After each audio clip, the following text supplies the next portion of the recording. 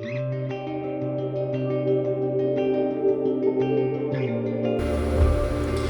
lovely souls. This is actually the Lantern Pad, and my name is MelKat, your spiritual ally. So, basically, we actually reached the final lesson of the Discernment Series, okay? So, throughout this stage, we have talked about dreams, signs, intuition, anxiety, projection, emotional heaviness, and why discernment comes first, okay? So, if this or if there is one lesson, okay, I hope you carry with you, it is this, all right? Ground first, decode later, okay? So why did I say that? Because grounding is actually needed first in order for you to discern. So before you interpret the dream, you need to ground first, okay? Before you follow the sign, you ground first. Before you call it intuition, you ground first. Before you assume it's a message, you ground first, okay? Because a grounded mind sees more clearly than a panic one. So what does it mean to ground first? It means we actually pause, okay? Instead of reacting immediately, we give ourselves space to understand what's going on. So here is actually a very simple practice that you can actually return to whenever something feels very confusing for you. And here it is, okay? So step one, the first thing that you needed to do is stop. Yes, it's stop or pause, okay? So basically, you do not have to figure out everything right now at this moment.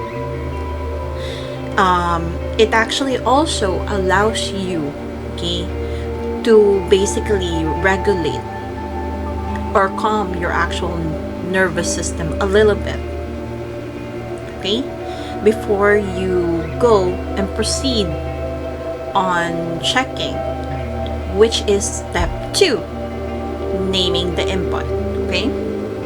So input is actually, like I have mentioned to you on our previous lesson, okay? It is actually either a dream, a feeling, a sign, a body sensation, a conversation, or an emotion. Basically, it is actually data that you receive, okay, from the divine, for example, or from the universe, or whatever, or what else you actually receive it for everyday life, right? So remember, input is not discernment, okay? I will repeat that again. Input is not discernment, okay? So now we're going to proceed with step 3, okay? And this is actually to check the body. Why is it important to check the body? Because the body actually knows first, okay, before the mind can actually comprehend what is actually happening. So you need to ask yourself, am I tired? Am I hungry? Am I stressed? Am I overwhelmed? Am I anxious? Am I grieving? Or is it a combination of hungry and anger, which is hangry? Okay? Because the body actually absorbs, okay, a lot of possible emotions, okay, and signals as well. So basically, the body sometimes needs much more care before your mind seeks meaning, okay? You need to pause, okay, check the input, and then check your body if this particular thing that you are seeing, okay, or you are feeling is actually kind of like your nervous saying, or your body is saying, hey, I'm just tired, that's why I'm feeling like this. Hey, I'm just hungry, that's why I'm feeling like this. Hey, I'm stressed, that's why I'm feeling like this. Hey, I'm overwhelmed. Hey, I'm anxious. Hey, I'm grieving. Okay? So the body can definitely tell you, all right, what is happening right now. before your mind can even comprehend. All right. So the next step, okay, is actually step number 4. Check the facts. So checking on the facts basically has a question: what do I actually know? What assumptions am I making? What evidences do I have? Okay, so basically it's kind of like this. After you pause, okay, you actually verify the input, right? So it's either a dream, synchronicities, patterns, whatever. And then after that, basically, you will be stepping on to step 3, which is checking your body. Because your body will actually definitely tell you, wait, why am I feeling like this? Is this an actual intuition or something? Or am I just tired? Right? Am I just overwhelmed on something that actually happened before? So basically, checking the facts is verifying what you felt, okay, or saw on that specific moment. So a good example of this one is like gathering information, okay, from what you see to your body, and also kind of like checking the facts that you already have, if you're tired or not, or something like that, if you're calm or something, okay? And then afterwards, you go ahead and proceed to step 5, checking the meaning, okay? So in this, it's going to be asking you, or asking yourself some question. Am I forcing one explanation, or am I allowing room for other possibilities? Okay, can I honestly say I don't know yet if I truly don't know yet? Okay, so in this particular step 5, you are actually kind of like free, okay, to use your critical thinking about this one based on the actual facts and evidences that you receive, and input that you actually also receive. So remember, earlier you did pause, right? Afterwards, you actually check for the input. So you saw synchronicities, dreams, what else? Patterns or something like that. And then afterwards, you go ahead and check your body, because pagod ka lang, you're just tired, you're just anxious, that's why you're feeling that way. But if you are actually saying, no, I'm not, I am calm when I saw that input, so now you are going to go ahead and gather the facts, and checking the facts, okay? Wait, I actually saw this particular input, and then I'm feeling calm about it. Then step 5, okay, checking the meaning. Okay, so what does this mean? I'm feeling calm, and I'm not actually anxious. So what this input means, okay? What is the other possibility? What does it mean for me? Okay, and then there is actually no shame, okay, basically, to just pause, okay, for a while when you are going to check for the meaning, because this is where, like I said, this is where your critical thinking goes, okay? You are you are allowed, okay, to basically put room for other possibilities, and also to be honest with yourself that you don't really know it yet, okay? So now, once that you actually did receive all of those information, and you actually did check the facts, and also check the meaning or possible meanings, okay, of what you receive, okay, now you are going to check the effect to you. It's kind of like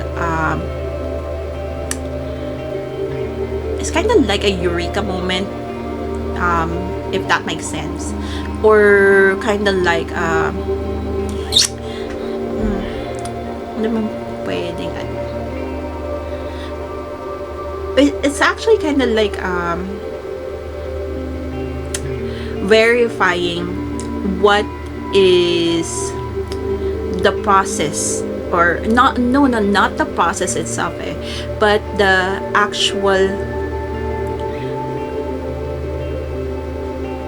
outcome, okay, when you actually had that specific interpretation, okay. So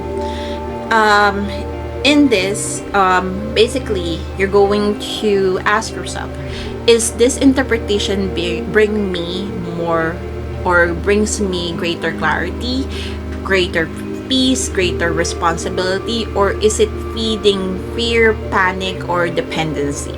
All right, those are the two things that you actually might consider asking yourself if that particular effect, okay, is actually healthy or not. All right, if it is actually giving you clarity or feeding an actual negative side effect, okay. And then finally, step 7, okay, choose your next step. Okay, so for choosing your next step, it sometimes depends, okay. If for example, if you are actually in danger, all right, the next step is to actually act right away. All right, so but if you are not in danger, okay, the next steps is actually to wait. Actually, yeah, basically if you are in danger, that actually can sometimes coexist, because it is actually allowing you to survive. All right, so wait and then act. So if you are not in danger, that could actually be applied to as well. All right, sometimes the next step is to gather more information. So for example, if the input, and also you already condition yourself that, hey, I need more information because this is actually very confusing still, then the next step is gathering more information is actually more ideal. And then sometimes the next step is just to simply rest, okay.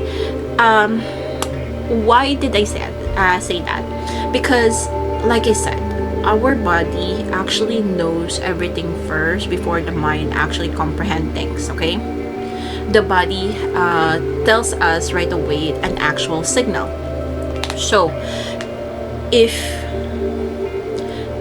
your body, okay, is actually feeling a lot of synchronicities, signs, symbolism, and something like that, the best way to actually handle it, in order for you not to be overwhelmed, is to pause and rest.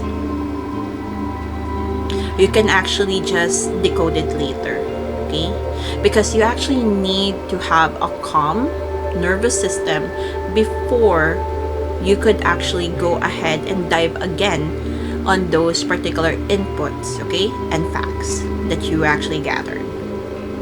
So discernment reminds us that not every question needs an immediate answer. All right, some answers become clearer with time. As we close this first stage, I hope you remember that discernment is not about becoming suspicious about everything. It's not like that. It is about becoming responsible with what you believe, what you feel, and how you respond. Okay? Because spirituality should help you become more grounded, more compassionate, more thoughtful, and more fully present. So, before we end this stage, ask yourself, when life presents me with something uncertain, will I rush to decode it, or will I have the courage to ground myself first? Can I trust myself enough to pause before deciding what this something needs? Those are actually deep questions again, okay? So if you already have an answer and you wanted to share it, I would like to hear what your answers are. You can actually definitely put your answers on the comment section down below. But if you don't want to share it, that is totally fine. You do have your free will, okay? Walang sapilitan dito. So, you're basically you can actually use your free will. You can just sit sit with the questions, okay, and then let it marinate, okay, and have you think it properly. So until then, take what resonates, leave what doesn't. Your free will remains with you, so use it wisely. But if something unexpected touches your quiet place inside of you, or quiet place inside of you, pause for a moment, reflect before you move forward. And always remember, ground first, decode later. Thank you for walking through the first gate with me. I'll see you in the next stage of the lantern path. Love and light. Okay, goodbye.